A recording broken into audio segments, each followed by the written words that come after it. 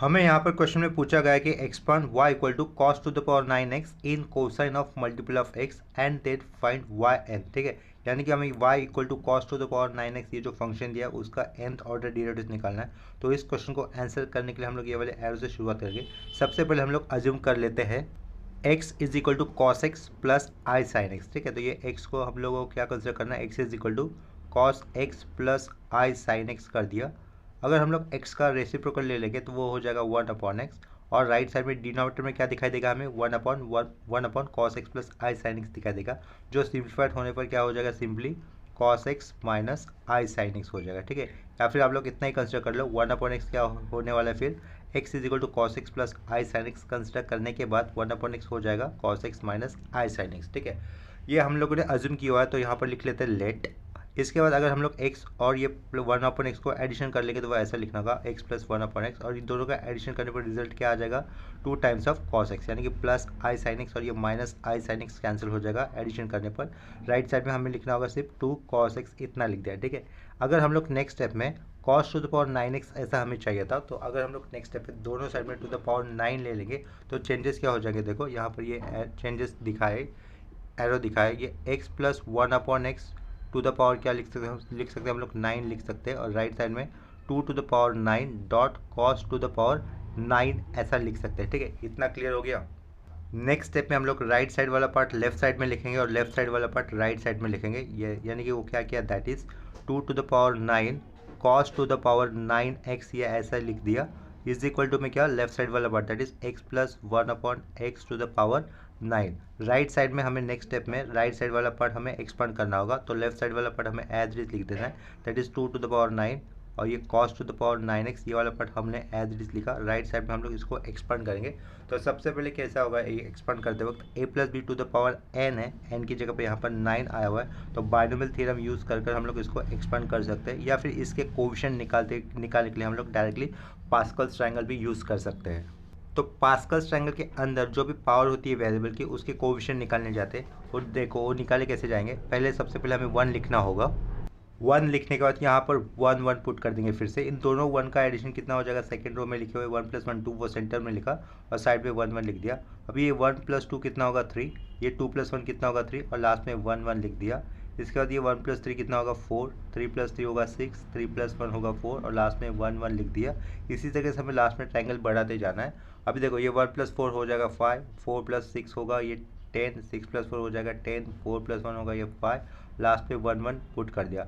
इसके आगे 1 + 5 6, 5 + 15 सॉरी 5 + 10 15, 10 + 10 20, 10 + 5 15, 5 + 1 6, और ये लास्ट में 1 1 प्लेस कर दिया। ठीक है, इसके नेक्स्ट स्टेप में क्या रहेगा, देखो ये 1 + 6 7, छोटे में लिखा 7, 6 + 15 ये 21, ये हो जाएगा 35, अगेन यहाँ पर 35 लिखा, यहाँ पर लिखा 21, और 6 + 1 7 लिखा, और ये लास्ट में 1 1 कर दिया। ठीक है, इसके बाद 1 + 7 ये 8 लिखा, 7 + 21 ये हो जाएगा 28, 21 + 35 कितना हो जाएगा, ये 54 लिख सकते, 56 हो जाएगा, ये 56 लिख दिया, 5 + 1 6, और ये 3 + 2 5, 35 + 35 ये हो जाएगा 70, ये अगेन 56, ये 21 + 7 ये होगा 28, 7 + 1 ये हो जाएगा 8, और ये लास्ट में 1 1 लिख दिया। ठीक है, यहाँ पर 8 था, 8 के पीछे ये 1 1 लिख दिया। लास्ट में जो हमें पावर 9 चाहिए था उसका अभी लास्ट रो में आ जाएगा, 1 + 8 कितना 9, 8 + 28 था वो, 8 + 28 कितना हो जाएगा 2, यहाँ पर मिला गया तो 36 हो जाएगा। 56 और ये 28 क्या लिखा है, ये 56 और 28 का एडिशन कितना आएगा, देखो उसका एडिशन आएगा 84, तो यहाँ पर 84 लिख दिया। 56 और ये 70 का एडिशन हो जाएगा 126, 70 और ये 56 का एडिशन होगा 126, 56 और ये 28 का एडिशन कितना लिखना है हमें 84, 28 और ये 8 का एडिशन हमें लिखना होगा 36, 8 + 1 का एडिशन होगा 9, और लास्ट में क्या 1, और ये इसके पीछे 1।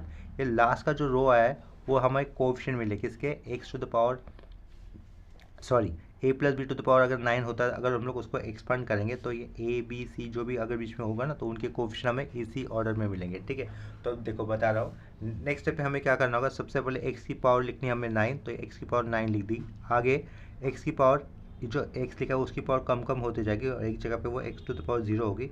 जब x की पावर कम कम होती जाएगी तो नेक्स्ट स्टेप पे 1 अपॉन एक्स की पावर बढ़ते जाएगी, ठीक है। यानी कि इसके साथ एक्स टू द पावर 9 तो लिखा, साथ में क्या रहेगा 1 upon x to the power 0 होगा। तो एनीथिंग इज टू 0 कितना होता है 1 होता है, तो इसके कारण हम लोग यहाँ पर 1 अपॉन एक्स ये वाला टर्म मेंशन नहीं करेंगे, ठीक है। तो एक्स टू द पावर 9 का पहला कोएफिशिएंट कितना रहेगा 1 होगा, क्योंकि यहाँ पर 1 है। आफ्टर दैट 9 लिखना होगा हमें, तो यहाँ पर हम लोग 9 लिखेंगे। 9 लिखने के बाद एक्स टू द पावर 9 से एक पावर कम होने पर क्या लिखेंगे एक्स टू द पावर 8 लिखेंगे, और ये बाजू वाला टर्म वहाँ पर इंट्रोड्यूस हो जाएगा, यानी कि 1 अपॉन एक्स लिखना होगा। नेक्स्ट स्टेप में हमें क्या लिखना होगा, प्लस ही साइन देना है, यहाँ पर प्लस तो सारे टर्म अंदर प्लस में आ जाएंगे एक्सपांड करने पर। नेक्स्ट क्या लिखा है 9 के बाद 36 लिखा हुआ है ना यहाँ पर, तो अभी क्या लिखना होगा हमें 36 लिखना होगा, तो ये 36 लिख दिया। 36 लिखने के बाद 8 से एक पावर कम यानी कि एक्स टू द पावर 7 हो जाएगा, और इसकी पावर एक बार इंट्रोड्यूस होगी यानी कि 1 अपॉन एक्स स्क्वायर लिखेंगे, ठीक है, बढ़ी गई। उसके बाद 36 के बाद कोएफिशिएंट क्या आया हुआ है यहाँ पर 84, तो 84 लिखना होगा, तो ये प्लस 84 लिखा। एक्स टू द पावर 7 था तो उसके एक पावर कम हो रही तो एक्स टू द पावर 6 लिख दिया, और नीचे 1 अपॉन एक्स स्क्वायर था पहले तो उसकी एक पावर बढ़ने वाली तो 1 अपॉन एक्स क्यूब कर दिया, ठीक है। 84 के बाद ये क्या लिखा है 126 कोएफिशिएंट लिखा है, तो वो 126 कोएफिशिएंट लिखना है हमें, तो ये प्लस कर दिया, उसको नीचे लिख रहा हूँ। 126 कोएफिशिएंट लिखने के बाद एक्स की पावर एक्स से कम होगी तो ये एक्स टू द पावर 5 हो जाएगा, और यहाँ पर 1 अपॉन एक्स की पावर बढ़ेगी तो ये 1 upon x to the power 4 लिख दिया। 126 के बाद हमें क्या लिखना है, फिर से 126 लिख देना है, तो क्या लिखेंगे फिर से 126 आएगा, 126 लिख दिया। एक्स टू द पावर 4 होगा वो, और पीछे 1 upon x to the power 5 आ जाएगा, यानी कि एक्स टू द पावर 4 था उसकी एक पावर बढ़ेगी तो 1 upon x to the power 5 लिखा, ठीक है। ये प्लस 126 लिखा हुआ है यहाँ पर, ये प्लस 126 था। आगे देखो 126 के आगे कोएफिशिएंट क्या आया हुआ है 84, तो हमें क्या लिखना होगा ये प्लस 84 लिखना होगा। प्लस 84 लिखने के बाद एक्स की पावर पहले 4 थी तो अभी एक्स की पावर क्यूब हो जाएगी, और राइट साइड में वहाँ पर 1 upon x to the power 5 था पहले पावर, अभी एक्स उसकी पावर बढ़ेगी तो 1 upon x to the power 6 लिख दिया, ठीक है। 84 के बाद कोएफिशिएंट क्या लिखना है हमें 36 लिखना है, उसका नीचे लिखूंगा, ये प्लस किया। आगे आएगा coefficient 36, x to the power cube से एक पावर कम करनी है तो x to the power square कर दिया, 1 upon x to the power यहाँ पर 7 लिख दिया। आगे प्लस 36 के बाद हमें कोएफिशिएंट क्या यूज़ करना है 9, तो ये 9 लिखा। X to the power square था उससे एक पावर कम होगा तो ये एक्स टू द पावर 1 अलग से लिखने की जरूरत नहीं होगी, और साइड में क्या लिखेंगे 1 upon x to the power 8 लिखेंगे, ठीक है। यहाँ पर क्या एक्स टू द पावर 1 है, उससे भी एक पावर कम होगी तो x to the power 0, anything is to 0 कितना होता है 1 होता है, तो यहाँ पर हम लोग एक्स लिखेंगे नहीं। और ये 9 के आगे कोएफिशिएंट क्या लिखना होगा, देखो वहाँ पर 1 आएगा तो 1 भी लिखने की जरूरत नहीं होगी, सिर्फ 1 upon x to the power जो 8 था उसके पावर हम लोग लिख देंगे, दैट इज एक से बढ़कर लिख देंगे, that is 1 upon x to the power 9 हो जाएगा, ठीक है। नेक्स्ट स्टेप में हमें क्या करना होगा एक्स टू द पावर 9 और ये 1 upon x to the power 9 को एक ब्रैकेट में लिखना होगा साथ में। बिफोर दैट हम लोग इसी स्टेप को सिंप्लीफाई कर देंगे। लेफ्ट साइड में क्या रहेगा 2 टू द पावर 9 तो रहेगा, 2 टू द पावर 9 ये एज इट इज लिख दिया, dot cos to the power 9 ये एक्स भी लिख दिया एज इट इज। साथ में क्या कर सकते हैं हम लोग एक्स टू द पावर 9 यहाँ पे दिख रहा है, और लास्ट में ये x 1 upon x to the power 9 यहाँ पे दिख रहा है, तो हम लोग ब्रैकेट में x to the power 9 plus 1 upon x to the power 9 हम लोग साथ में लिख सकते हैं, पहले ब्रैकेट में लिख दिया। आफ्टर दैट देखो 9 के साथ क्या दिख रहा है ये एक्स टू द पावर 8 साथ में 1 अपॉन एक्स दिख रहा है, तो इसका सिंप्लीफिकेशन करने पर क्या हो जाएगा 9 के बाजू में एक्स टू द पावर 7 रहेगा, क्योंकि x to the power 8 upon x cancel होने पर एक्स टू द पावर 7 रहेगा 9 के साइड में, और यहाँ पर 9 के साइड में क्या होगा x upon x to the power 8 होने के कारण 9 into 1 upon x to the power 7 रहेगा, ठीक है। तो उसमें से हम लोग 9 को एज अ कॉमन बाहर ले लेंगे। 9 को कॉमन बाहर लेने के बाद पहला टर्म यहाँ पे क्या बचेगा एक्स टू द पावर 7 और प्लस यहाँ पर क्या बचेगा x to the power 1 upon x to the power 7 बचेगा, ठीक है। इतना समझ जाओ होगा। नेक्स्ट स्टेप में अभी दूसरा कोएफिशिएंट क्या है 36 के साथ में बाजू में क्या आया हुआ है x to the power 7 upon x square है, तो x to the power 7 upon x square इनका सिंप्लीफिकेशन क्या हो जाएगा एक्स टू द पावर 5 हो जाएगा, साइड में रहेगा 36। इसी तरीके से आगे जो 36 आता है वहाँ पे देखो एक्स स्क्वायर ऊपर लिखा हुआ है न्यूमरेटर में, और डिनोमिनेटर में क्या आया हुआ है एक्स टू द पावर 7। अगर इनका सिंप्लीफिकेशन होगा तो सिंप्लीफिकेशन का आंसर क्या आएगा 1 upon x to the power 5, और साइड में 36 था ही, तो हम लोग क्या करेंगे 36 यहाँ से कॉमन बाहर ले लेंगे, इन दोनों टर्म में से 36 बाहर आ गया, और ब्रैकेट में क्या रहेगा पहले तो एक्स टू द पावर 5 रहेगा, बाद में प्लस देकर 1 upon x to the power 5 लिखना होगा, ठीक है। इसी तरीके से आगे हम लोग 84 ये जो कोएफिशिएंट है उसको भी एज अ कॉमन बाहर ले सकते हैं, तो प्लस ये आगे प्लस पुट कर दिया, तो प्लस हम लोग आगे 84 कॉमन बाहर ले रहे हैं। ब्रैकेट के अंदर क्या बचेगा देखो, x to the power 6 upon x cube है, तो यानी कि एक्स टू द पावर 3 बचेगा। और आगे जो 84 आया हुआ है वहाँ पर देखो ये उसके आगे x cube upon x to the power 6 है, तो वहाँ से क्या बचेगा 1 अपॉन एक्स क्यूब बचेगा, यानी कि 84 बाहर आएगा तो ब्रैकेट के अंदर आएगा x cube plus 1 upon x cube. After that 84 common बाहर लेने के बाद हम लोग 126 को कॉमन बाहर ले सकते हैं। 1 अपॉन ये प्लस 126 को बाहर लेने के बाद ब्रैकेट के अंदर क्या आएगा, पहला टर्म प्लस एक्स होगा, बाद में 1 अपॉन एक्स ये टर्म होगा, और उसके आगे के सारे टर्म फिर बैलेंस हो चुके हैं। इसके बाद देखो हमें डी मोरिस थ्योरम की कंसेप्ट अप्लाई करनी होगी। वो किस तरीके से होगी, अगर हम लोग x is equal to cos theta plus i sine theta consider करते हैं और 1 अपॉन एक्स कंसिडर करते हैं cos theta plus i sine theta, यहाँ पर माइनस हो जाएगा, ये प्लस किया ना तो यहाँ पर ये माइनस हो जाएगा। अगर दोनों का एडिशन होता है सिंपली तो क्या दिखाई देगा, x plus 1 upon x simply हो जाएगा 2 टाइम्स ऑफ कॉस थीटा। इतना समझ में आया होगा, right. X plus 1 upon x, दोनों का addition simply plus minus sine वाली टर्म कैंसिल हो जाएगा। एक्स प्लस 1 अपॉन एक्स क्या होने वाला है, 2 कॉस थीटा, ठीक है। तो ये वाला पार्ट हम लोग साइड में रख देते हैं। और अगर हम लोग देखो यहाँ पे क्या लिखा हुआ है, x is equal to cos theta plus i sine theta लिखा हुआ था। अगर हम लोग x की पावर में m लिख देंगे, क्या कहा, x की पावर में m लिख देंगे, तो राइट साइड में क्या करना होगा, cos theta plus i sine theta जो था उसकी पावर में भी हमें m यूज़ करना होगा, ठीक है। Then by using de Moivre's theorem वो क्या हो सकता है, ये पावर में लिखा हुआ m है ना, थीटा के आगे आ जाएगा, यानी कि वो कैसा हो जाएगा देखो, is equal to cos m theta plus i sine m theta लिखा, ठीक है। डी मोरिस थ्योरम यही होता है, क्या होता है, कॉम्प्लेक्स नंबर अगर पोलर फॉर्म में आया हुआ है उसके पावर में कोई भी अगर नंबर है, ठीक है, तो वो नंबर डायरेक्टली हम लोग रेडियन एंगल के साथ नीचे लिख सकते हैं। यही है सिंप्लीफिकेशन डी मोइवर्स थ्योरम का। तो cos theta plus i sine theta to the power m जो लिखा है, ये एम हम लोग सिंप्लीफिकेशन करते वक्त थीटा के आगे मल्टीपल कर दिखा सकते हैं, ठीक है। तो इसके कारण cos theta plus i sine theta to the power m का क्या हो गया, cos m theta plus i sine m theta इतना हो गया, और लेफ्ट साइड में क्या है, m x to the power m है। इसी तरीके से अगर हमारे पास 1 अपॉन एक्स ये था, 1 upon X cos theta minus i sine theta theta इतना था, 1 upon x to the power M अगर करते हैं हम लोग, तो राइट साइड में जो ब्रैकेट था उसका भी एम हो जाएगा पावर।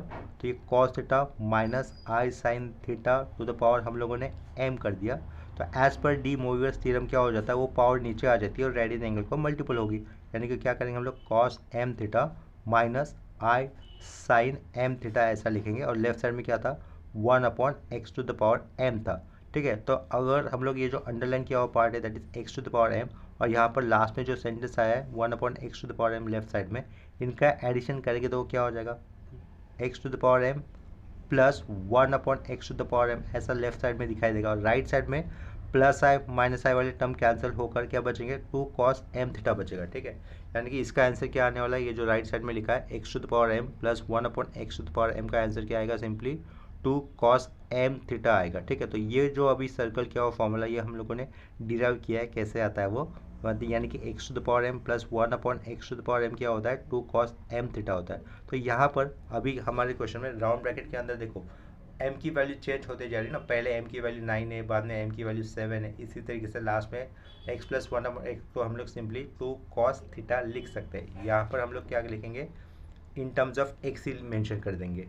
यहाँ पर थ्रू आउट एक करेक्शन हो जाएगा, करेक्शन यानी कि सिर्फ नेमिंग की बात होगी। देखो जहाँ जहाँ पर भी मैंने पोलर फॉर्म में x लिखा है वहाँ पर मैं उसको थीटा पुट कर दूंगा, क्यों मैं बता रहा हूँ। देखो फंक्शन क्या लिखा है, y is equal to cos to the power 9x in multiple of cosine of x पूछा था ना, देट फाइंड y पूछा था। तो देखो ये x को मैंने यहाँ पे क्या माना है, cos x plus i sine x माना हुआ है, तो मुझे क्या करना होगा, ये जो शुरुआत में हम लोगों ने अज्यूम किया ना x is equal to cos x plus i sine x, ये थोड़ा सा टेक्निकली गलत है। क्यों गलत है, लेफ्ट साइड में भी x लिखा और राइट साइड में भी x आया, तो ये राइट साइड में जो पोलर फॉर्म में x है वो x नहीं होना चाहिए, वो थीटा लिख देंगे, ठीक है।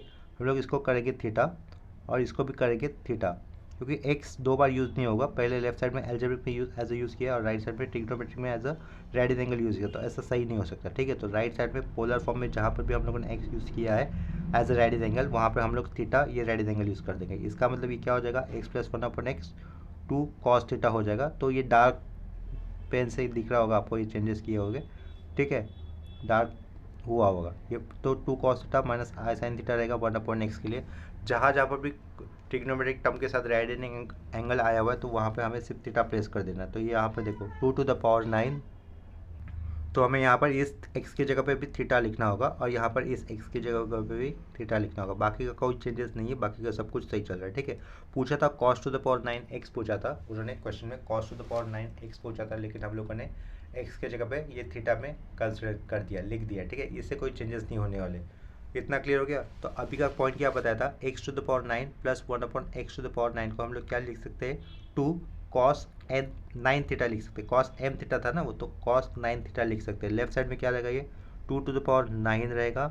cos⁹ x की जगह पे हमें थीटा लिखना है, तो ये x की जगह पे ये थीटा लिखना था, इज इक्वल टू ये x अभी चला जाएगा। ठीक है, तो x को हम लोगों ने इन टर्म्स ऑफ थीटा माना था, तो x⁹ प्लस 1/x⁹ को क्या लिख सकते हैं हम लोग, 2 cos 9 थीटा ही लिख सकते हैं। ठीक है, प्लस 9 ये एज इट इज रहेगा। x⁴ प्लस 1/x⁴ को हम लोगों को क्या लिखना होगा, 2 cos 7 थीटा लिखना है, 2 cos 7 थीटा ऐसे लिखना है। प्लस ये 36 यहाँ पे 2 आएगा, cos क्या लिख सकते हैं, cos 5 थीटा लिख सकते हैं। प्लस ये 84 एज इट इज लिख दिया। 84 एज इट इज लिखने के बाद cos इसको क्या लिख सकते हैं, 2 टाइम्स ऑफ cos 3 थीटा ऐसा लिख सकते हैं। नेक्स्ट स्टेप में ये 1 प्लस 126 रहेगा, यहाँ पर 2 टाइम्स ऑफ क्या आ जाएगा, cos थीटा आ जाएगा सिंपली। नेक्स्ट स्टेप पे हम लोग दो काम करेंगे। पहला काम क्या रहेगा, देखो यहाँ से 2 दिख रहा है, यहाँ पे 2 दिख रहा है, यहाँ पे 2 दिख रहा है, यहाँ पर भी 2 है और यहाँ पर भी 2 है। तो जो राइट साइड में 2 मैंने अंडरलाइन किया है वो लेफ्ट साइड में एज अ कॉमन बाहर आ जाएगा। और कॉमन बाहर लेने के बाद लेफ्ट साइड में जो 2⁹ लिखा है उसके साथ कैंसिल होने पर लेफ्ट साइड में क्या रहेगा, ओनली 2⁸ हो जाएगा और साइड में रहेगा cos⁹ थीटा रहेगा। ठीक है, लेकिन जहाँ पर भी हम लोगों ने थीटा लिखा है, थीटा को हम लोग रिप्लेस कर देंगे बाय एक्स के साथ, क्योंकि गिवन क्वेश्चन में कोसाइन इस ट्रिग्नोमेट्रिक फंक्शन के साथ रेडियन एंगल एक्स था, इसके कारण क्या बताया, ये जो लास्ट स्टेट में जहाँ पर भी हमें थीटा मिला हम लोग डायरेक्टली उसको एक्स से रिप्लेस कर सकते हैं, क्योंकि बोथ साइड थीटा है था। तो थीटा को हम लोग एक्स इस वेरिएबल से रिप्लेस कर सकते हैं, एक्स से नहीं, जो भी वेरिएबल हमें चाहिए था उससे रिप्लेस कर सकते थे। ठीक है, तो हम लोग लेफ्ट साइड में क्या हो जाएगा, 2⁸ होगा। कैसे होगा वो बताया था, राइट साइड से अंडरलाइन किया हुआ 2 कॉमन बाहर आएगा ब्रैकेट के बाहर, वो लेफ्ट साइड में 2⁹ के साथ एडजस्ट होने पर या फिर कैंसिल होने पर, बैलेंस होने पर 2⁸ लेफ्ट साइड में रहेगा। उसके साइड में क्या रहेगा, cos⁹ थीटा है, लेकिन हम लोग थीटा की जगह पे थ्रू आउट एक्स लिखेंगे, तो cos⁹ एक्स लिख दिया। राइट साइड में से 2 चला गया है, तो यहाँ से क्या बचेगा, ओनली cos 9x आएगा, plus 9 times of cos 7x आएगा, plus 36 times of cos 5x आ जाएगा, प्लस आगे 84 टाइम्स ऑफ cos 3x हो जाएगा, 84 टाइम्स ऑफ cos 3x रहेगा। आफ्टर दैट प्लस 126 टाइम्स क्या रहेगा, cos x रहेगा। ठीक है, नेक्स्ट स्टेप में हम लोग क्या कर सकते हैं, लेफ्ट साइड में cos⁹ ही लिख देंगे और राइट लेफ्ट साइड का क्या 1/2⁸, राइट साइड में अगर आएगा तो सबको इंटू में हो जाएगा। राइट, तो 1/2⁸ इंटू में कर दिया, ब्रैकेट के अंदर वाले टर्म हमें एज इट इज लिख देने होंगे, that is cos of 9x plus 9 times of cos 7x plus 36 times of cos 5x, ये cos 5x लिखा, plus 84 times of cos 3x लिख दिया, plus 126 times of cos x लिखा। ठीक है, लास्ट में ये स्क्वायर ब्रैकेट क्लोज कर दिया। इसके बाद हमें ये cos टू द पावर 9 था, ये लिखने में यहाँ पे मिस्टेक हो गया, cos to the power 8x दिख रहा है, ये लेफ्ट साइड में क्या था, cos to the power 9x था। इसका ही मतलब क्या था, ये लेफ्ट साइड में आया हुआ अपना दिया हुआ फंक्शन दैट इज y था। इसके बाद हम लोग नेक्स्ट स्टेप में taking nth order derivative two both side, ये वाला स्टेप लिख देंगे। देखो यहाँ पर स्टेटमेंट लिख दिया है already, taking nth order derivative both side. तो इसके बाद taking nth order derivative both side ये लिखने के बाद जो फॉर्मूला मुझे यूज़ करना है वो फॉर्मूला मैं यहाँ पे लिख देता हूँ। देखो if y is equal to, अगर अपने पास ऐसा फंक्शन दिया है cos ax, इस टाइप का फंक्शन दिया है, देन उस फंक्शन का nth ऑर्डर डेरिवेटिव कैसे हो जाएगा, yn लिखेंगे, y से nth ऑर्डर डेरिवेटिव लेने के कारण yn लिखेंगे, और राइट साइड में क्या रहेगा, cos ax था तो a to the power n dot cos of हमें क्या लिखना होगा, ax प्लस n/2 ऐड करना है सिर्फ रेडियन एंगल के साथ। ठीक है, तो ये हो जाएगा nth ऑर्डर डेरिवेटिव का फॉर्मूला। जो फॉर्मूला हम लोगों ने अभी यूज़ किया वो वाले फॉर्मूला को मैं यहाँ पर सर्कल कर देता हूँ। ठीक है, ये फॉर्मूला हम लोगों ने ऊपर आए हुए स्टेप में यूज़ करना होगा। ठीक है, तो देखो लेफ्ट साइड में nth ऑर्डर डेरिवेटिव लेने के कारण y से क्या बन जाएगा, yn हो जाएगा। तो यहाँ पर मुझे वाई एन लिखना होगा। इज इक्वल टू फंक्शन फिर से लिखना नहीं है, यानी कि cos to the power 9x फिर से लिखना नहीं है, तो वाई एन इक्वल टू लिखा 1/28, 1/28 नहीं है 1/2 टू द पावर 8। ये टर्म हमें एज इट इज लिखना होगा क्योंकि वो कांस्टेंट है, और ये ब्रैकेट के अंदर जिस फंक्शन है उसका वो उसके ऊपर वो एज अ कांस्टेंट आया ना मल्टीपल में, तो कांस्टेंट हमें लेफ्ट साइड में लिखना होगा। 1/2 टू द पावर 8 लिख दिया। उसके बाद ब्रैकेट के अंदर आए हुए हर एक फंक्शन का हमें क्या करना होगा, nth ऑर्डर डेरिवेटिव लिखना करना होगा। तो यहाँ पर cos ax का nth ऑर्डर डेरिवेटिव क्या होता है, a to the power n cos of ax plus n pi by 2 था। तो यहाँ पर a की जगह पर ये 9 दिख रहा है हुआ, तो क्या लिखेंगे हम लोग 9 टू द पावर n लिखेंगे। cos ऑफ 9x प्लस क्या करना होगा, n पाई बाई 2 करना होगा। ठीक है, सिमिलरली हमें आगे प्रोसीड करना है। फिर ये 9 कांस्टेंट बाहर रखा, साइड में क्या रहेगा 7 to the power n dot cos of 7x plus n pi by 2 आ जाएगा, n पाई बाई 2। आगे प्लस 36 एज अ कांस्टेंट बाहर रहेगा, प्लस 36 ये कांस्टेंट बाहर रहेगा। साइड में 5 to the power n bracket के अंदर cos of 5x plus n pi by 2 लिखना पड़ेगा। आगे एज अ कांस्टेंट साइड में क्या रखेंगे, 84 को साइड में रखेंगे।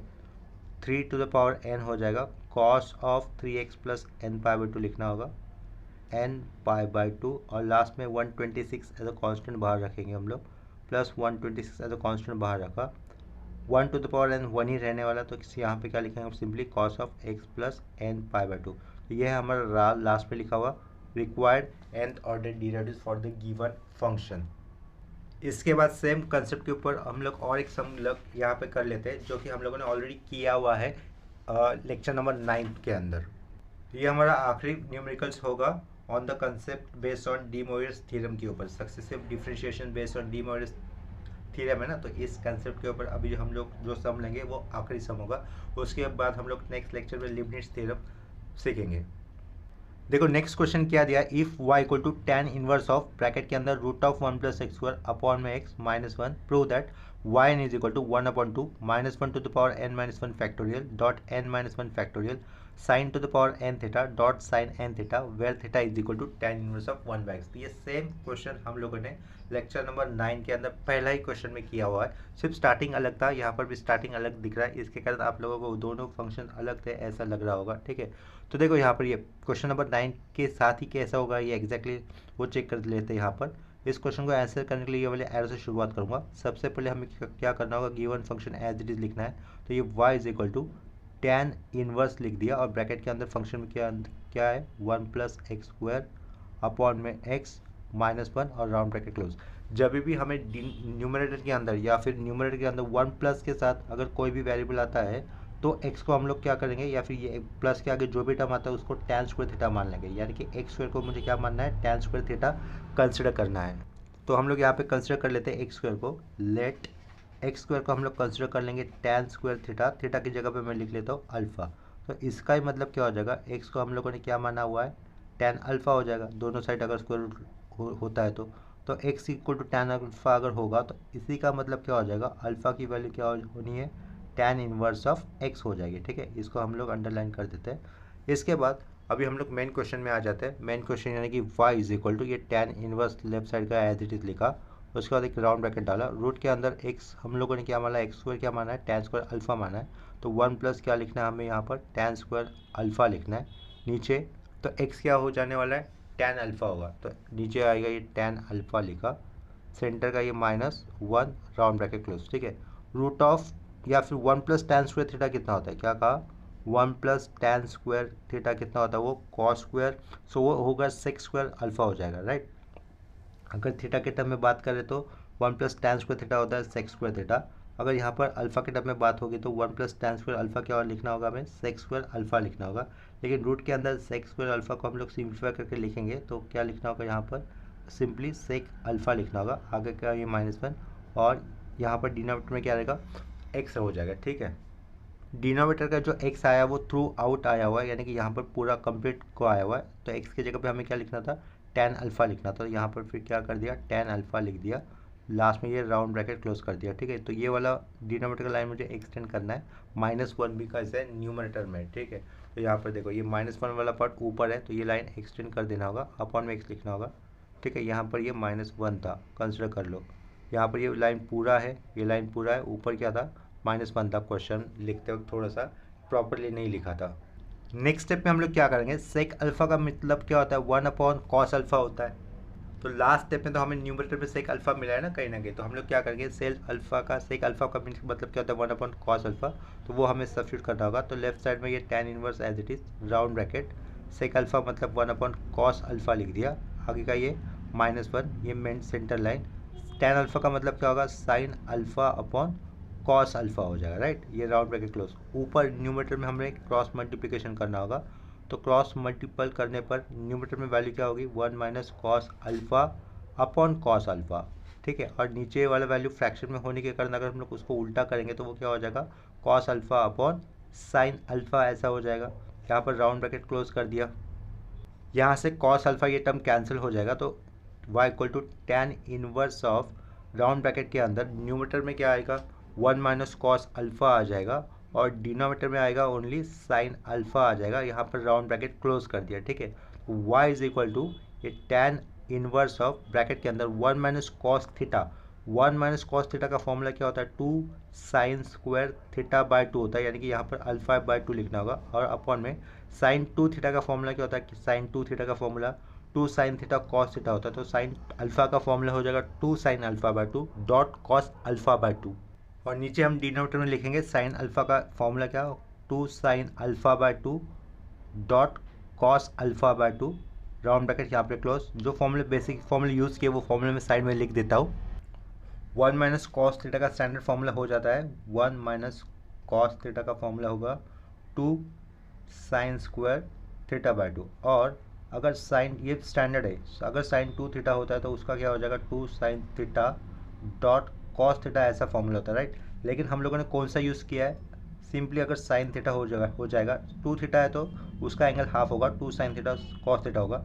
अगर साइन थीटा है तो उसका एंगल हाफ होने पर क्या आएगा, ये 2 sine theta by 2 dot cos theta by 2 आएगा। तो ये वाला फॉर्मूला, ये जो सर्कल में किया है ना अभी, ये फॉर्मूले का स्टैंडर्ड फॉर्मूला कौन सा है, ऊपर वाला, साइन 2 थीटा होने पर 2 थीटा का हाफ थीटा, और यहाँ पर थीटा यूज़ किया है। इसी तरीके से ये बेसिक फॉर्मूला हम लोगों ने नीचे यूज़ किया है as a corollary. Cos theta अगर होगा तो थीटा का हाफ कितना हो जाएगा, थीटा बाय 2, तो 2 sine theta by 2 dot cos theta by 2, ये सर्कल का फॉर्मूला हम लोगों ने यहाँ पर डिनोमिनेटर में यूज़ किया है, दैट इज साइन अल्फा होने पर क्या लिख दिया उसको, 2 sine alpha by 2 dot cos alpha by 2 लिख दिया। नेक्स्ट स्टेप में राउंड ब्रैकेट के अंदर 2 कैंसिल हो जाएगा, साइन 2 बार है, नीचे साइन 1 बार है, तो एक बार ऊपर बचेगा, नीचे वाला कैंसिल हो जाएगा, ठीक है। तो y इज इक्वल टू क्या रहेगा, लेफ्ट साइड में tan इनवर्स ऑफ ब्रैकेट के अंदर क्या बचेगा, न्यूमरेटर से आया हुआ साइन अल्फा बाय 2 और डिनोमिनेटर से बचा हुआ कॉस अल्फा बाय 2, ठीक है। तो इस sine alpha by 2 cos alpha by 2 की वैल्यू कितनी हो जाएगी, सिंपली tan अल्फा बाय 2 हो जाएगी, बाहर है tan इनवर्स, अंदर आएगा tan ऑफ अल्फा बाय 2, ठीक है। तो यहाँ से tan इनवर्स tan कैंसिल हो जाएगा बाय प्रॉपर्टी, क्या बचेगा, simply y is equal to alpha by 2 बचेगा, जिसमें अल्फा की वैल्यू क्या थी, शुरुआत में दिख रही थी हमें tan इनवर्स ऑफ x दिख रही थी, ठीक है। तो हमें क्या यूज़ करना है यहाँ पर, y equal to tan inverse of x लिखना है, लेकिन ये 1/2 हमें साइड में लिखना होगा, ठीक है। देखो यहाँ पर अल्फा की वैल्यू हम लोगों ने इनिशियली क्या कंसिडर की थी, यहाँ पर theta equal to tan inverse 1/x दिया हुआ था उन्होंने, हम लोगों ने यहाँ पर अल्फा की वैल्यू क्या आई हुई है, tan इनवर्स ऑफ x आई हुई है, तो वो जो यहाँ पर यूज़ किया है, ठीक है, इतना समझा। नेक्स्ट स्टेप में हम लोग क्या करेंगे, इस ये जो फंक्शन दिख रहा है ना, इसका हम लोग फर्स्ट ऑर्डर डेरिवेटिव लिख लेंगे, ठीक है। क्या लिखा फिर, differentiate with respect to x, इसका फर्स्ट ऑर्डर डेरिवेटिव लेने के बाद क्या हो जाएगा, लेफ्ट साइड में ये y1 आ जाएगा, ये half constant as it is, और tan इनवर्स x का डेरिवेटिव क्या होता है, 1/1 प्लस एक्स स्क्वायर होता है, 1/1 प्लस एक्स स्क्वायर होता है, जिसे हम लोग 1/x स्क्वायर प्लस 1 ऐसा भी लिख सकते हैं, जिसको मैंने राउंड ब्रैकेट के अंदर लिखा, ठीक है। तो नेक्स्ट स्टेप में हमें क्या करना होगा, लेफ्ट साइड का y1 इक्वल टू 1/2, ये वाला पार्ट एज इट इज़ लिखना है, यहीं पे आगे बता देता हूँ। तो 1/2 स्क्वायर ब्रैकेट के अंदर 1 ये एक्स स्क्वायर लिखा, माइनस देकर ये -1 लिख दिया, राउंड ब्रैकेट क्लोज, ये स्क्वायर ब्रैकेट क्लोज, ठीक है। -1 का मतलब क्या होता है, आई स्क्वायर होता है, तो हम लोग यहाँ पर मेंशन कर देंगे, -1 का मतलब आई स्क्वायर होता है, तो वो वाले पॉइंट को हम लोग यहाँ पे मेंशन करेंगे। ये लेफ्ट साइड में y1 फर्स्ट ऑर्डर डेरिवेटिव करने के कारण आया था, ये हाफ ये एज इट इज लिखा, लास्ट स्क्वायर वाले ब्रैकेट में 1 ये x square as it is लिखा, सेंटर का माइनस एज इट इज लिखा, इस -1 को आई स्क्वायर से रिप्लेस कर दिया, ठीक है, लास्ट में square bracket close. Next step में हम लोग कौन सा फॉर्मूला अप्लाई कर सकते हैं, y1 is equal to 1/2 bracket के अंदर क्या रहेगा, 1/x प्लस ए स्क्वायर माइनस बी स्क्वायर का फॉर्मूला दिख रहा है यहाँ पर, तो वहाँ पर हम लोग फॉर्मूला अप्लाई करने पर क्या हो जाएगा, डिनोमिनेटर में एक्स प्लस आई रहेगा एक ब्रैकेट में, और आगे क्या रहेगा एक्स माइनस आई रहेगा, ठीक है। ये लास्ट में स्क्वायर ब्रैकेट क्लोज। इसके बाद लास्ट स्टेप में क्या दिख रहा है हमें स्क्वायर ब्रैकेट के अंदर आया हुआ 1/x प्लस आई और x माइनस आई, ये टर्म दिख रहे हैं डिनोमिनेटर में। तो हम लोगों को नेक्स्ट स्टेप में इसका क्या करना होगा, पार्शियल फ्रैक्शन करना होगा। इसका पार्शियल फ्रैक्शन से हमें सिंप्लीफिकेशन करना है और उसके बाद हमें nth ऑर्डर डेरिवेटिव्स के फॉर्मूले अप्लाई करने होंगे। कहने का मतलब सिर्फ इतना है, ये y1 इज इक्वल टू ये स्क्वायर वाला ब्रैकेट कंसिडर कर लो। इसके आगे जो भी प्रोसीजर करना होगा वो हमें एक लेक्चर नंबर 9 के अंदर जो फर्स्ट क्वेश्चन हम लोगों ने किया है उसके जैसे बिल्कुल स्टेप हो जाएंगे, ठीक है। क्या कर रहा हूँ, कौन सा पार्ट सेम हो जाएगा, ये लेफ्ट साइड में लिखा हुआ y1 और ये राइट साइड में आया हुआ स्क्वायर वाला ब्रैकेट, ये वाले इसके सारा फर्दर सिंप्लीफिकेशन हम लोगों ने ऑलरेडी किया हुआ है लेक्चर नंबर 9 के फर्स्ट क्वेश्चन के अंदर, ठीक है। सिर्फ यहाँ पर क्या चेंजेस हो जाएगा, ये वाले क्वेश्चन के अंदर जो भी आपको लास्ट में फाइनल आंसर मिलेगा उस आंसर में ये 1/2 मल्टीपल में होने वाला है, ठीक है। तो ये 1/2 कहाँ से आया हुआ है, शुरुआत में अगर हम लोग इक्वेशन सॉल्व करते हैं तो उसमें आपको समझ में आ जाएगा कि 1/2 कहाँ से आया हुआ है। तो इस क्वेश्चन का फाइनल आंसर में आपको क्या रहेगा, ये 1/2 थ्रू आउट मल्टीपल में दिखाई देगा, जो कि इक्वेशन नंबर 1 के अंदर नहीं दिया है, ठीक है।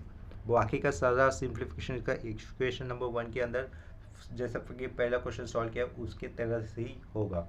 तो इसके कारण हम लोग ये सेम क्वेश्चन को आगे फर्दर सॉल्व नहीं करेंगे, ठीक है। तो मैं यहाँ पे मेंशन कर देता हूँ फर्दर सिंप्लीफिकेशन, फॉर लिख देता हूँ फॉर फर्दर सिंप्लीफिकेशन।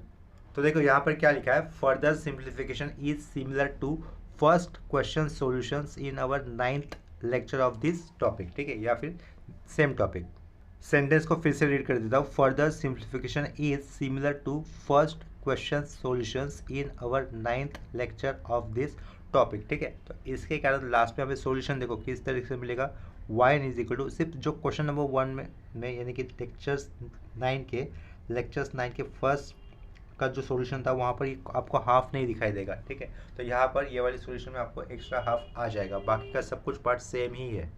तो लेफ्ट साइड में हमें मिलेगा yn, फाइनल आंसर में yn इज इक्वल टू ये हाफ आएगा, साइड में आया हुआ टर्म बिल्कुल सेम होने वाला, तो ये -1 to the power n-1 factorial, बाजू में साइन n थीटा रहेगा, साइन n थीटा होगा और to the power sine to the power n theta ऐसा हो जाएगा, ठीक है। लास्ट में हम लोग क्या लिख सकते हैं, हेंस प्रूव। यहाँ पर मैंने कॉमन स्टेप बिल्कुल नहीं सॉल्व किए, कॉमन स्टेप कहाँ से रेफर करने हैं वो बता दिया हमारे इस सेम टॉपिक के लेक्चर नंबर 9 में जो फर्स्ट क्वेश्चन का सॉल्यूशन हमने निकाला है उसमें से वो मैच हो जाएगा। तो आज के लेक्चर में ल्यूइस न्यूमेरिकल के साथ हमारा successive differentiation based on D Morris theorem वाला कंसेप्ट कंप्लीट हो जाता है। नेक्स्ट लेक्चर में हम लोग न्यू कंसेप्ट लर्न करेंगे जिसके ऊपर एग्जाम में क्वेश्चन पक्का होता है, दैट इज लेबनिट्ज थ्योरम के ऊपर हम लोग सक्सेसिव डिफरेंशिएशन सम करेंगे। एक क्वेश्चन डेफिनेटली आता है, फिक्स आता है, जो कि मिनिमम 6 मार्क्स से लेकर ज़्यादा से ज़्यादा 8 मार्क का हो सकता है। अगर आज के लिए हुए प्रॉब्लम्स में कहीं पर भी आपको सिंप्लीफिकेशन में या फिर कंसेप्ट में डाउट आता है तो आप लोग मुझे कमेंट सेक्शन में इन्फॉर्म कर सकते हो। तो ये लेक्चर मैं यहीं पे स्टॉप कर रहा हूँ, मिलते हैं नेक्स्ट लेक्चर में, तब तक के लिए बाय एंड टेक केयर।